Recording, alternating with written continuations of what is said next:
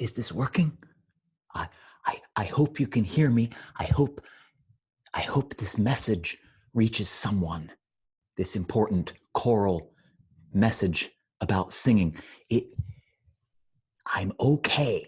I'm I'm still here. It is the 19th day of my captivity. I I seem to be in some sort of uh, basement. I'm comfortable. There's um there's plenty of old cases of beer down here, and everything is good. I found a stockpile of Reading Choral Society t-shirts, and I have been able to make myself a bit of a nest. Everything is fine, and I'm still singing. I have not yet seen my captors. I'm told they are very, very small, possibly invisible, but I hope there are still other people out there doing okay too, and I hope this message reaches you. I'm killing two birds with one stone here.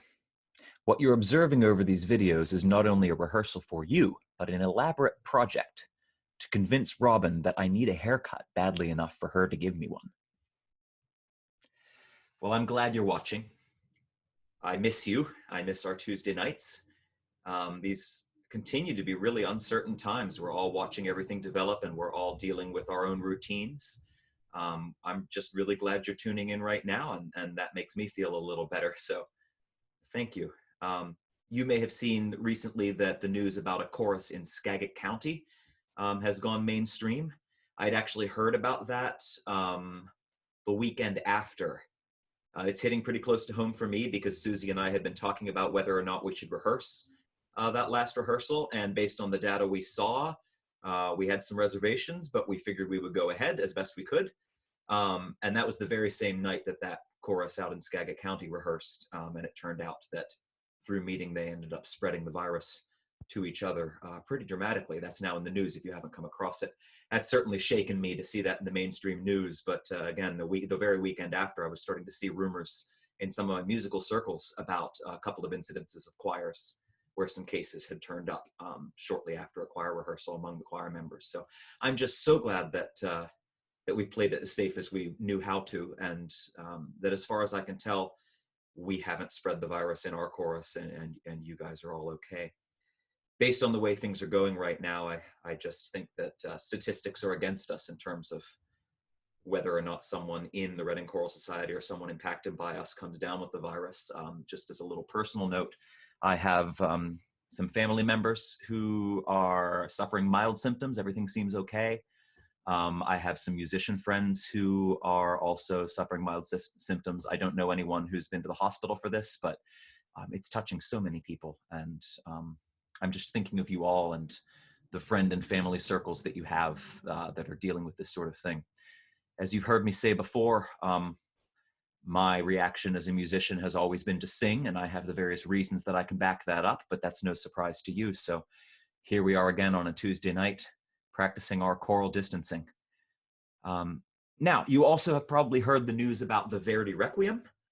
We had talked briefly about the potential for a reschedule that was looking less and less wise for various data points that the RSO was receiving, and they did give us the news over the weekend that they are canceling the performance. A decision we all agree is quite sensible given all of the circumstances, though obviously I'm devastated. We put in this nice work. I was so excited about how the audience and the orchestra were going to feel about your singing, and I remain that way. There is a very, very good chance, I can't promise anything yet until it's finalized, of course, but we are discussing when that piece will next take place, and the RSO wants to make sure that they're offering for us to be the chorus again. It will almost certainly not be in our next season, just the way things are planned, but it may be very, very early in the following season. We're in talks. Don't wipe that out of your memory banks. I would love to pick up where we left off and make an even better performance in the long run, given that we're being given some extra time to work on it, I suppose. So what are we doing now?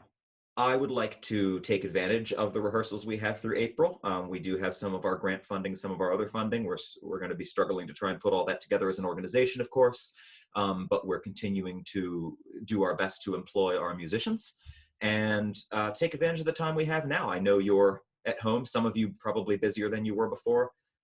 Some of you may be frustrated and twiddling your fingers. And what we can do is keep providing these materials for you. So that's the goal. I'm going to look at music for next November. We have a concert that I don't see changing because it's relatively straightforward. That being a concert we're considering of music sort of touring the world, connected to a little story about the choir racing to do a concert around the world in 80 minutes based on the Jules Verne novel. More information on that later, but to get it started, I have a piece up my sleeve already. I definitely wanted to do something representing Russia, as I'll make sure that our choral route goes through that on the concert. And we have done those beautiful Rachmaninoff Vespers. It was a lot of hard work, but I've been committed to trying to bring some of those movements back bit by bit. And I would really like to do movement 7 from that. So for those of you who sang the Rachmaninoff Vespers with us back in 2016, I hope this is revisiting a good old friend. This happens to be the movement that hard to have a complete favorite. There's so much amazing music, but this would be it if I had to pick one. I've thought it over quite a bit. So we'll have a little rehearsal, a short rehearsal today, just in terms of the materials I'm getting, and then maybe a little bit of a longer one next week, actually getting into more of the nitty-gritty detail with some sectional ideas next week on that movement. For those of you who weren't with us in 2016 or weren't able to sing that piece, you're in for a treat. It's just an incredible, incredible choral work. But more on that after warm-ups. As you see, I'm in a different place. I don't think I need the piano today. And I thought, well, just to keep you from getting bored of the same angle, I'll just, across the next couple of weeks, maybe take you on a little accidental tour of my house by picking different locations. So there you go. This is some of the books that Robin and I have and like to read. And also, I just want to show you this. My grandfather was a sort of amateur painter. And that up there, hopefully you can see it pretty well, is a painting he made of a place out north of Pittsburgh where he used to like going. There was a farm out there and some good hunting. He was a hunter as well. So my grandfather actually painted that, and it's come down to me. But you're here to sing, not to take a tour of my house. But speaking of not getting bored of any one thing, you get to see my mug an awful lot. I was very grateful for the section leaders doing sectionals last week, and we're trying to keep them doing a thing or two, though they're all quite busy with other things, some of them doing schooling online or teaching online and that sort of thing. So trying to balance that along the way. But this week, Rod is going to do the warm-ups for us. So I'll hand you over to Rod. Take it away, Rod. Good evening, Reading Choral Society. I hope you're all doing well and safe and healthy, and I look forward to getting back together with everyone for a live in-person rehearsal on a Tuesday night sometime in the near future. In the meantime, Graham has asked if I would take a few moments to lead some warm-ups. So of course I'm happy to do that tonight. So wherever you are, I hope you have some space to stretch and a room that you're comfortable singing out loud in, so that you can join me in some vocal exercises tonight. So please make yourself comfortable. And if you're able to stand while you do these exercises, that will be much more beneficial for your lungs and your breath support while we do these exercises. All right, so first, if you haven't already, make sure you're stretched. Roll your shoulders around one way, the other. Stretch your head, massage your neck muscles, both sides. Hope you're all feeling all right and not too stressed. Let's do some breathing. So, I will count us out. We'll breathe in for 4 beats. We'll hold for 4 beats. And we'll breathe out, just a normal exhale, for 8 counts. And right after that, we'll start in breathing in right away. All right, ready? So breathe in and hold and out.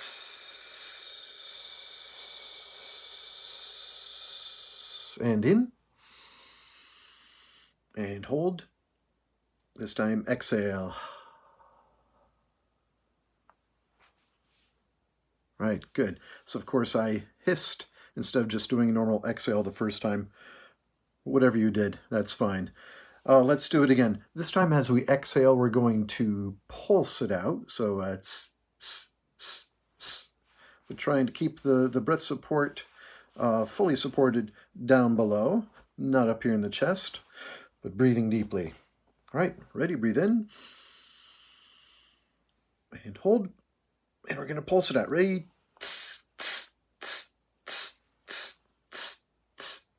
And in, and hold, and pulse. Good. Exhale, relax.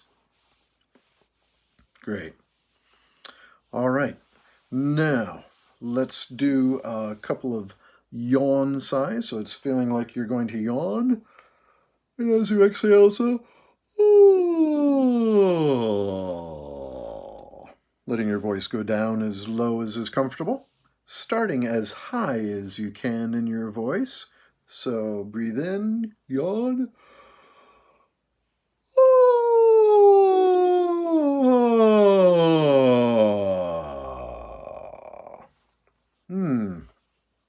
Good.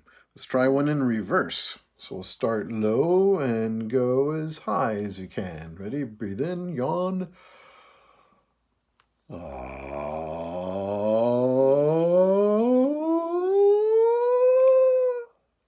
Right. Good.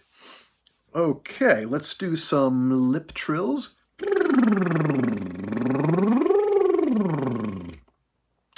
Just do that as long as you have breath to do it, going as low as you can in your voice and as high as you can, and just trilling the lips. Ready? Breathe in.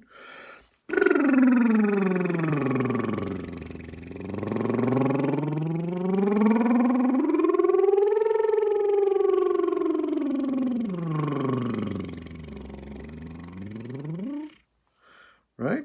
Good. Spend a little more time just in your upper register.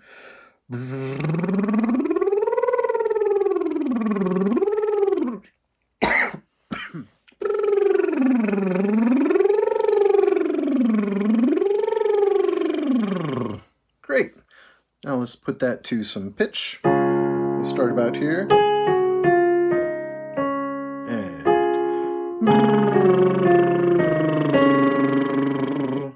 breathe in.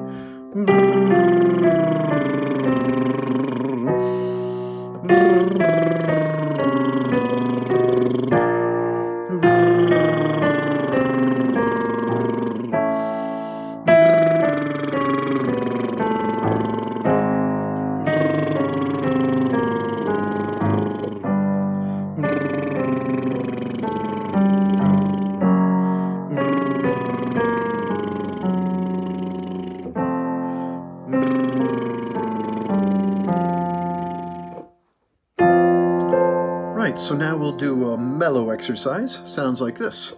Mellow, mellow, mellow, mellow, mellow. If you want, you can end it on a marshmallow. Mellow, mellow, mellow, mellow, marshmallow. Depends on if you can have sugar in your diet or not. I'll just stick to mellow myself. All right, right here, ready, and mellow, mellow, mellow, mellow, mellow. Mellow, mellow, mellow, mellow, mellow. Really making as much as you can out of the m and the l to really get the vowel moving forward. Mellow. Right here, ready, and mellow, mellow, mellow, mellow, mellow. Mellow, mellow, mellow, mellow, mellow. Mellow, mellow, mellow, mellow, mellow. Mellow, mellow, mellow, mellow, mellow. Mellow, mellow, mellow, mellow, mellow. Mellow, mellow, mellow, mellow, mellow. Mellow, mellow, mellow, mellow, mellow. Mellow, mellow, mellow, mellow, mellow. Mellow, mellow, mellow, mellow.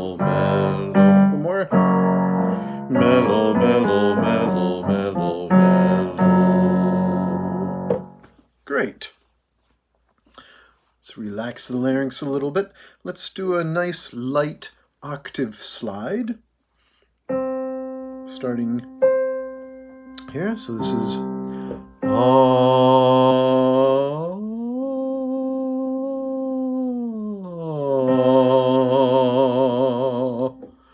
See if you can keep the same amount of space for the bottom note as you do for the top note. So it's still the same ah vowel all the way across from the bottom to the top. Using the same amount of space, you're taking a nice deep breath, using full support down here. You're not letting anything constrict up here. We're just letting the voice carry that up into the top note. All right, ready? Let's take a deep breath.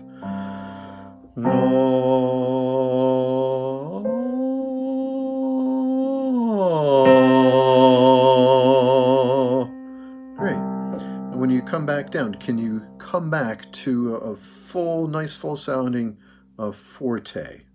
So the top note is a nice, well-supported piano, but the bottom note is a well-supported, full-sounding forte. Let's try it here. Ready?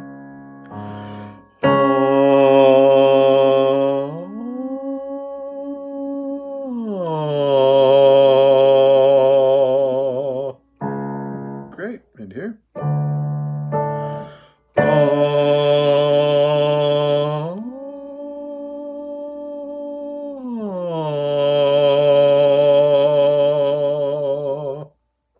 Okay. Let's go another step. Ready?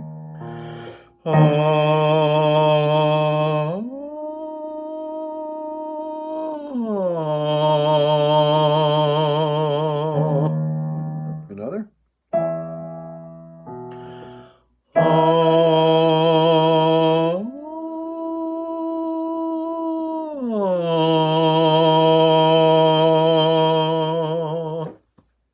Great.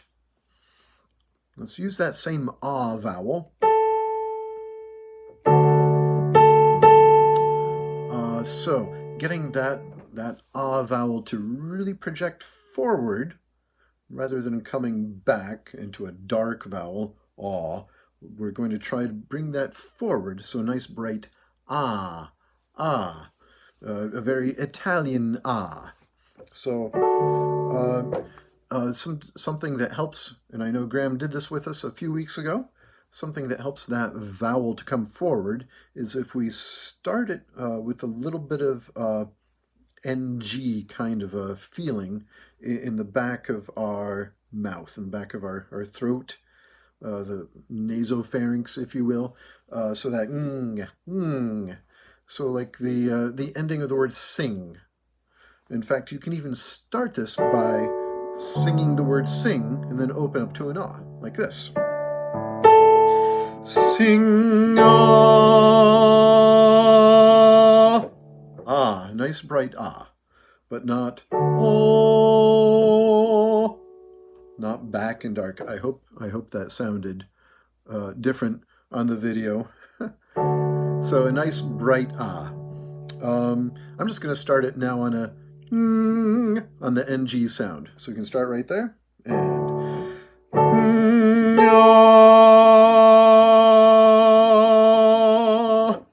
let's see if we can let that ring for about 4 beats. Let's change the vowel. So let's try that on an E. Ing, E. Right? Ready? And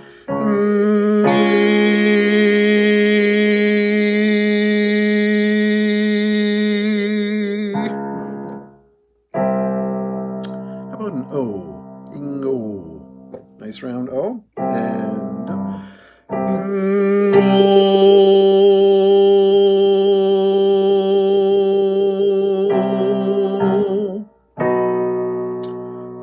ooh, ing, ooh. Ready?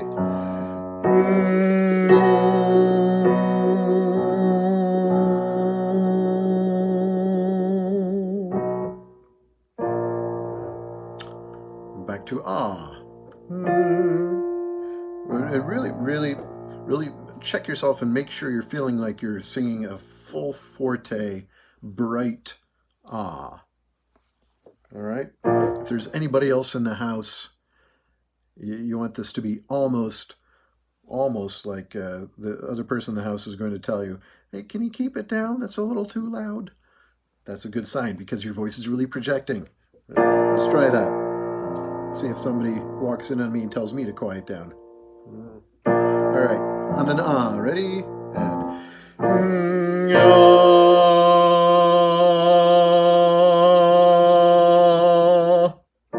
let's do that same pitch on an E, as forward and bright as you can get it. Ready?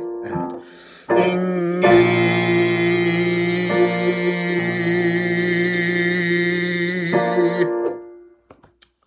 right, great. I hope that worked. Did anybody come in and tell you to keep it down? Not me. Guess I wasn't loud enough. All right.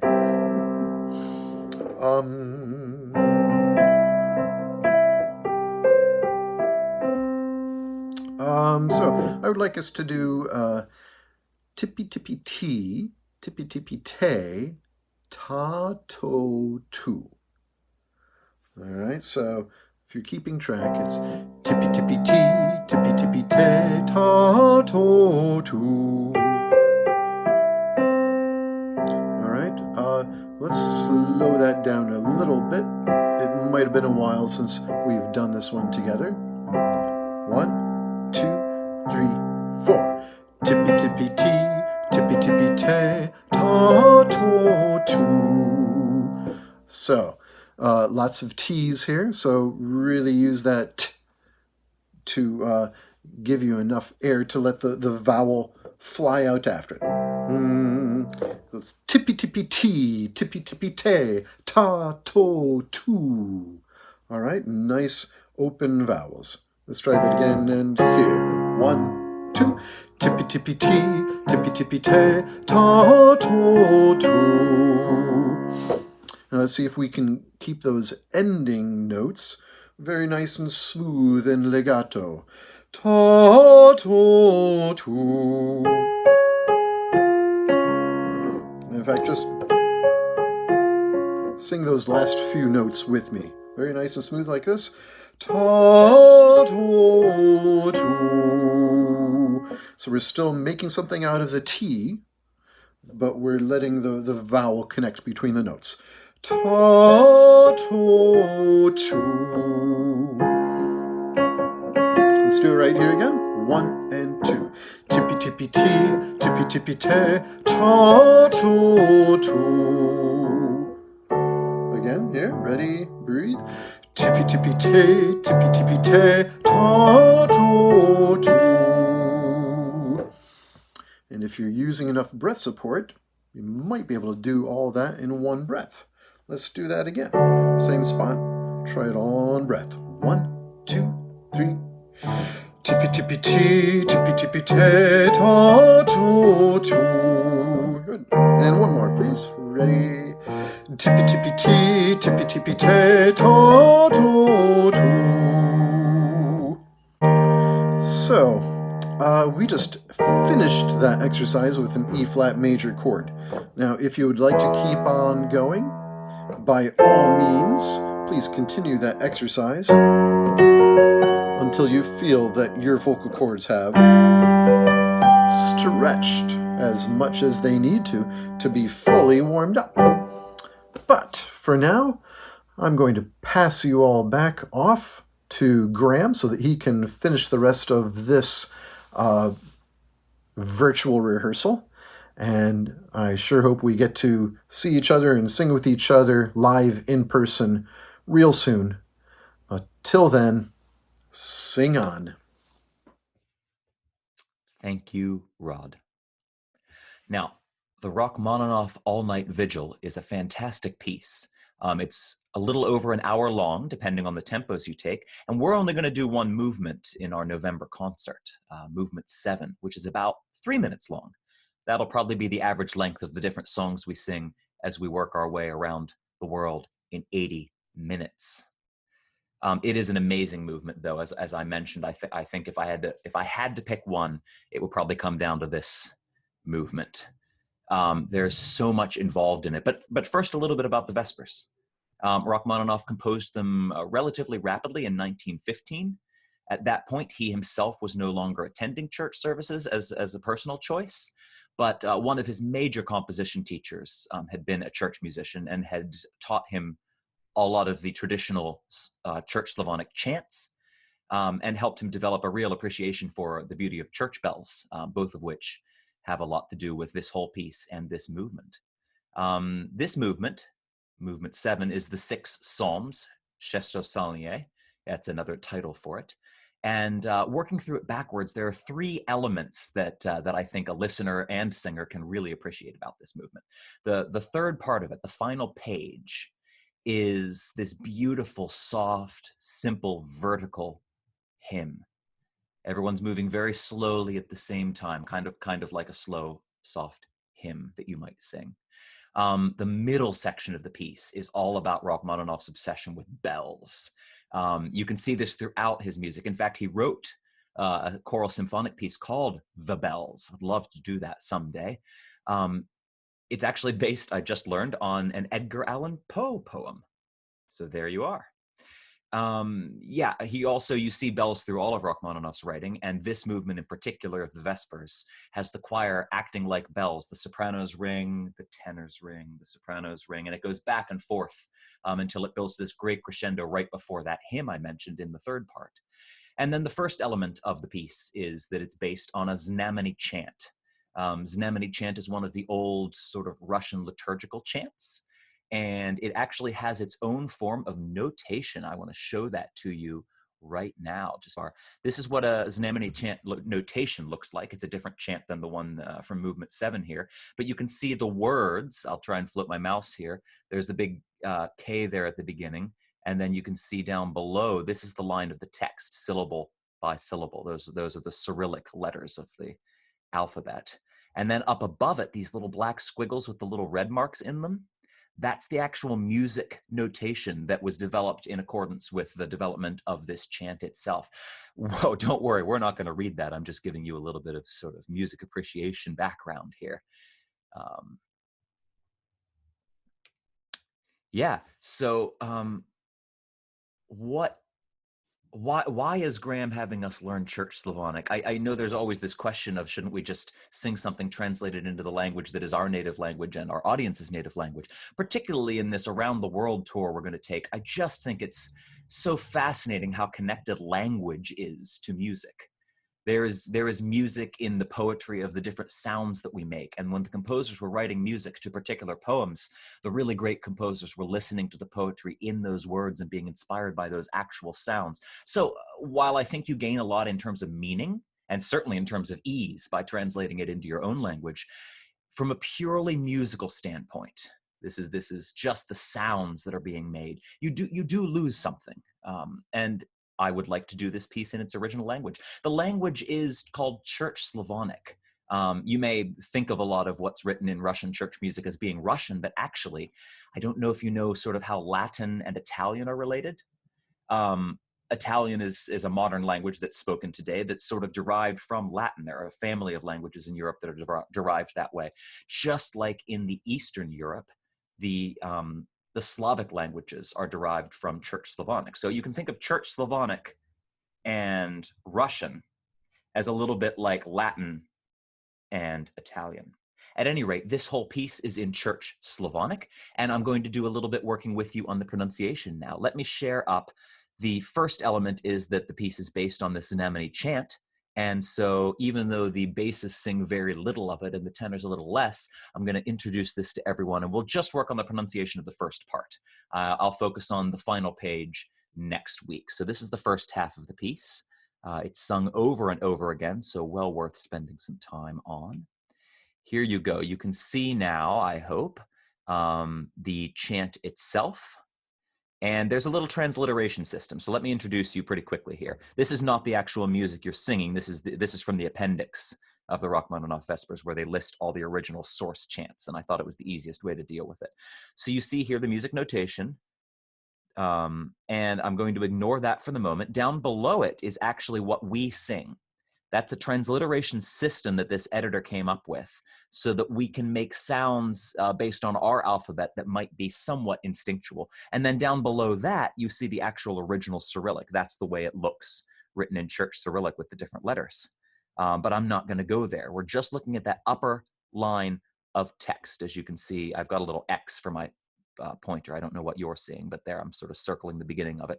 So that upper line of text. And let me explain how that transliteration system works. I'm in the back of my Rachmaninoff Vespers. I know you don't have one, which is why I'm scanning this for you and sharing the page. So here are our vowels. Ignore the little accents above the vowels like that. The little dots above that I there in the middle are important, but the accents are just helping us figure out the important syllables. So just looking at the A there, that's going to be ah as in father. And the SL is pretty much what you would expect. So Slava is what we've got there at the beginning. The L in Slavic languages often happens a little bit more with the whole tongue, or if you imagine the back of your tongue, as if you're sort of making a bit of a Kermit the Frog noise with the back of your throat. I don't mean to be making fun of it, but that maybe will help you find that sound. So don't just go Slava with the tip of your tongue doing the L. See if you can give me a little more Slava, with a little bit more the middle or back of your tongue. We'll play around with that in person in the fall when we actually do detail on this, but I'm just getting you started. So the first word, Slava. And then you have a little extra V here, and we'll just sort of do a double V. So Vishnyech. And here's where we get a couple of different vowels. The I with the two dots over it that you see right there, that is I as in the word dip, as in chips and dip. The I without the double dots over it that you see in the next syllable is more like E in the word meet, like I'm pleased to meet you. E and I, dip and meet in that order. So Vishnyech. Some other syllables I need to tell you about. That N with the little tilde over it, that little hat or mustache, that over any consonant means you just sort of put a Y after it. So instead of going ni, I go ni. Does that make sense? We'll have a few of those later on. And then the H with an underline, that's the way they chose to represent the sound you get at the end of a very famous composer's name, Bach. Johann Sebastian Bach, that at the back of your throat with the back of your tongue. A little bit like the L moves back. This is a CH, but with the back of your tongue. And that's what the H will be. So let me do each of these syllables again. Oh, and let me just go on and finish this line, actually. The O is like in obey, and the U is oo, like in the word food. And then, of course, the B and the G are what you expect. So that's bogu, obey food, bogu. Okay, so this whole phrase in slow motion would be Slavavishnyich bogu. I'll do it again a little faster. And I'll do it with the rhythm of the notation above. And go. Slava Vishny Bogu. I didn't do that very well. Let me try again a little slower. Ready, and Slava Vishny Bogu. I'm going to move on. This is just a quick introduction, just to make it a little easier to listen to the piece in a minute, which will be the next thing I give you. Now I'm in the middle section there. E, na. We've already got all those sounds. E as in meat, and na as in the normal letter N, and the A from father. Now we have a Z with a tilde over it. So instead of zem, because the E is in like in bet, zem, we get ziem. You put a little Y in there. Ziem, year. All of those have little mustaches sitting over their heads, like little mustache hats. I have not come up with a good name for the tilde yet, but you can hear me trying different things in this video. Z, so z and li and mi, going into the next vowel. And those two I's are E. And the E letter is like in bet. I's are like meat, and the E is like bet. So this whole phrase, that measure would be ina, ziem, lim, yir. It's a lot to get through if you're not doing those, if you're not used to doing those little y things. But just practice it again with me. Ready, and ina, ziem, lim, yir. And once you start doing this and do a lot of it, it's tempting to actually put those in places where they aren't, like nia. There's no mustache over the top of the end, so it's ina, and then you get to do 3 in a row. One more time. Ready, quarter note. Ina, ziem, li, mi.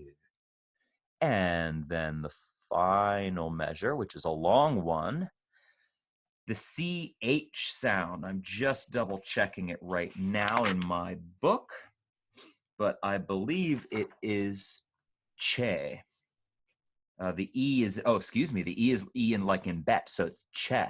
I was making that mistake a lot the last time we did this because someone taught it to me wrong. CH is CH like in chop, I found it. So E is in bet. That's what that lowercase e is. So vche, lo, vie, tsech. The TS is like you would expect it to be, TS, tse, but with the E is like in bet. And then there's the H, which is like at the end of the name Bach, or actually, if you're Scottish, the word for lake is Loch, Loch Lomond. You may have heard of that famous tune from Scotland. So let's try that phrase again. This is 4 syllables with that extra V at the beginning. Vche, lo, vie, tsech. Okay, and then the last part, blagovolie, ni, ye. And there you actually have the Y spelled out before the last vowel, because there's no consonant to put a little tilde over top of. So that last word, blagovolie, ni, ye.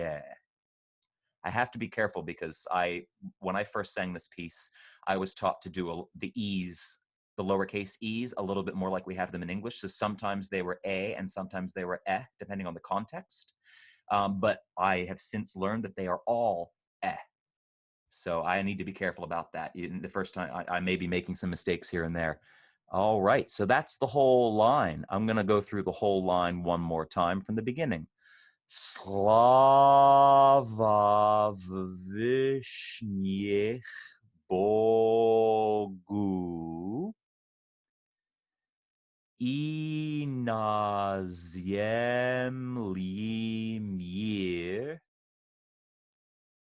Vchelovietsech Blagovolyenie.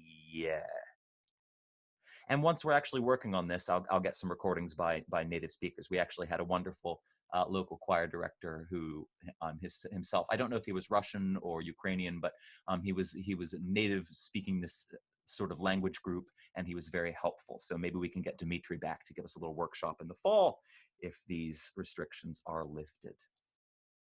Well, there you go. That's your basic pronunciation of that portion. Now I am uploading, let me stop sharing screen here. I am uploading in the description down below a PDF of this movement. And my assignment for you is to listen to a recording that I'm also going to link to while trying to follow along with your part. I will mention also, if you want to do search engine searches for learning tracks, Rachmaninoff Vespers or Rachmaninoff Vigil. I should clarify that for those who don't remember. It's the All Night Vigil. Some people call it the Rachmaninoff Vespers, which is partly true. The first 6 movements are from the Vespers service, but the All Night Vigil actually continues through the night and has the midnight service and the matin service in the morning as well. So technically it's called the All Night Vigil, but some people call it Vespers. You can look up learning tracks and actually start working on your notes if you want. We'll do those as a sectional type approach next week, and I will point you directly to those learning tracks. But for now, for those of you who have sung it before, maybe you want to try singing along with the recording. For those of you who haven't, maybe it's best to just listen through a time or two. I hope you find it a really beautiful, beautiful movement like I do and enjoy just listening to the recording. But if you listen to the recording while following along on that PDF I'm going to upload. You can follow along and try to follow your part and see where your notes move in the, whether you're soprano, alto, tenor, bass. You'll notice that the music splits into 3-part chords in some places. It's really rich, beautiful repertoire. So that's my assignment for you. So now we'll end this video, and you can click down below to look at the PDF so that you can see the music notation. And you can then also click down below to find the recording I have recommended for you to listen to while you follow along, or perhaps try singing along, depending on how you feel about that. Thank you so much for your time tonight, or whenever you are watching this. I appreciate the opportunity to continue connecting with you, and I appreciate anybody who's able to find the time and the interest to keep singing or engaging with music in one way or another. Please stay in touch with us on how things are going for you. I'd like to maintain some sort of sense of community, and we will keep these Tuesday night materials coming to you through April. And I'm even thinking about trying to come up with some sort of online social gathering at the beginning of May in place of our end of year potluck.